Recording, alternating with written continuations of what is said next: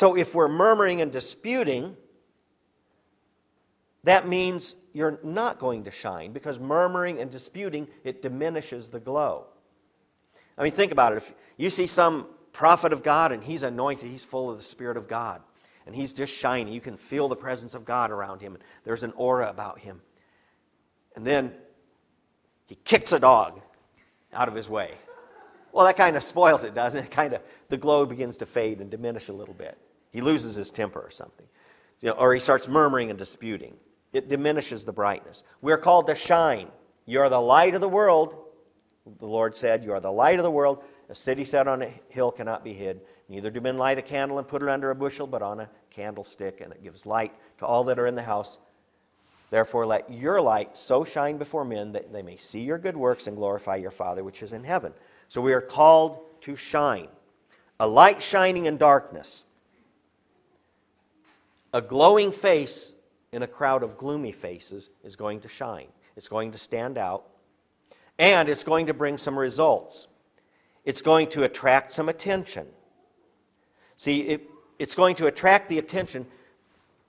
There are people out there who are in the process of being drawn to the Lord. They're not believers yet, but they are on their way.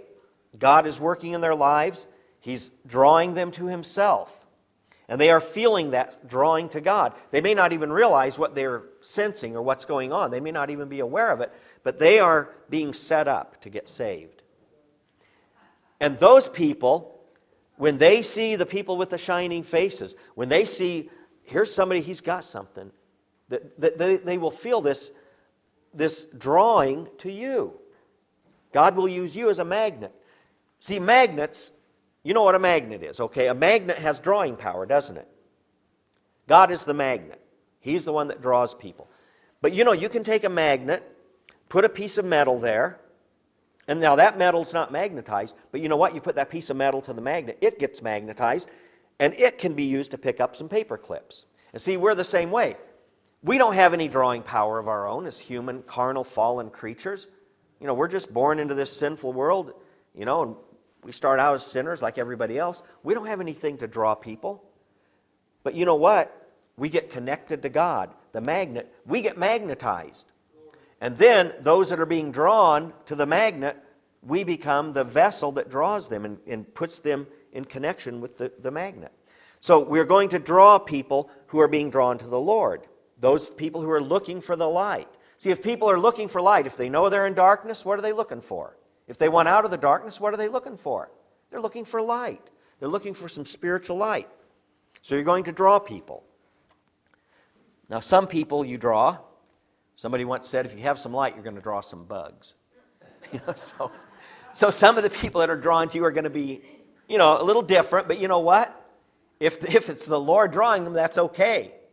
Because the Lord loves bugs too. I mean, not bugs, but people that bug you, people that kind of bug you. The Lord loves those people too, and we have to be patient with people.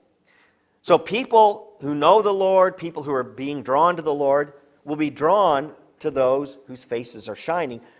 But, on the other hand, people with the shining faces are going to repel some people. Some people will be repelled and revulsed by the people with the shining faces. People who hate God, people who hate the light, people whose hearts are not right with the Lord. In Exodus it says the people were afraid to come nigh to Moses. Why were they afraid to come nigh him? Probably because they knew they weren't really right with the Lord. They'd committed that sin with the golden calf, and they probably felt some shame, some embarrassment. And just as the people were afraid to come nigh to Moses, some people are afraid to come to Jesus, the light of the world. He spoke about this in John chapter 3.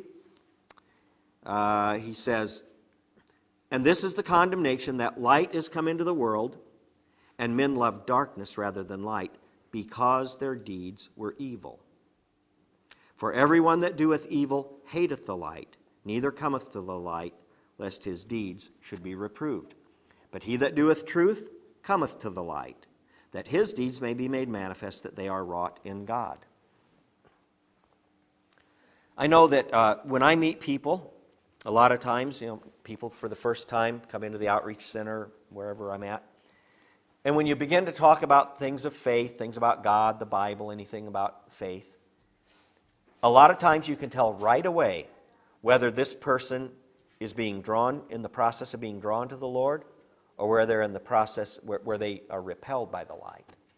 Because a lot of people, you start talking, you say something about God or the Bible or Jesus or whatever, and their ears perk up, and right away they want to talk, they're interested.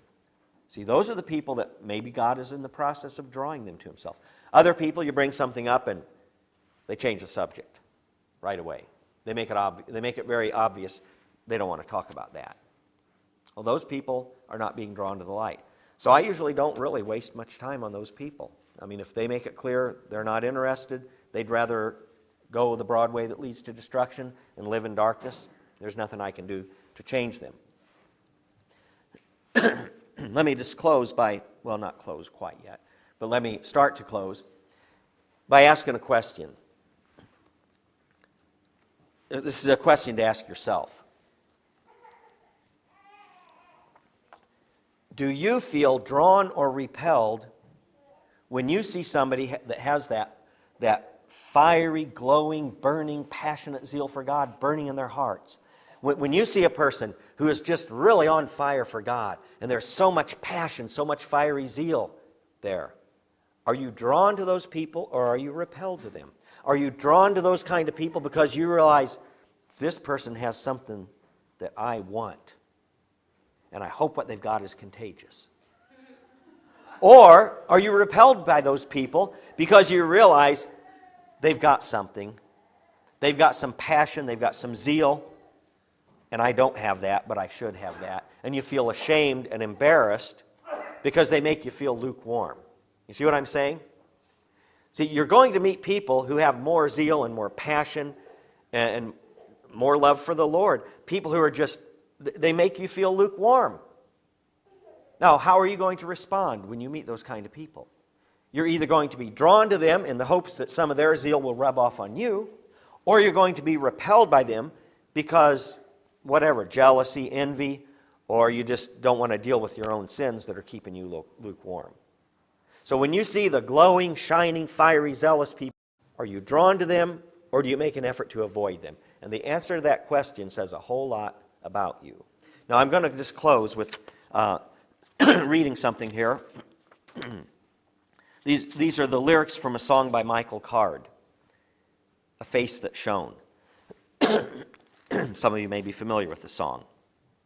He sings about Moses, then he sings about the Messiah being transfigured. Just listen to these lyrics.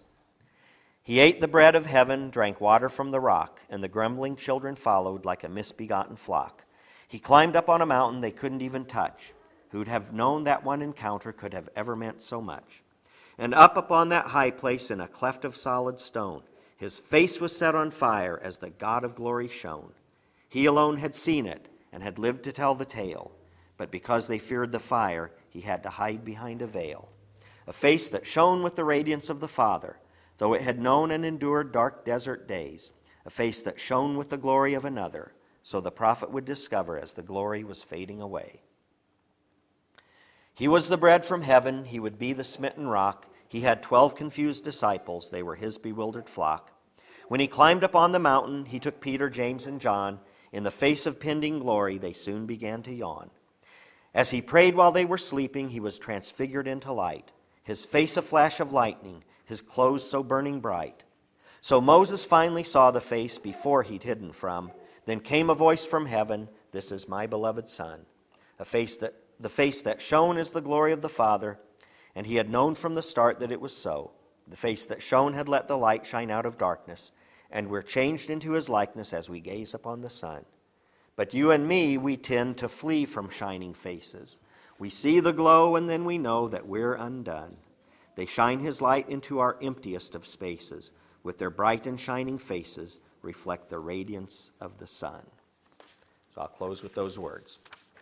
Thank you for your time, and we'll have, does Andy have?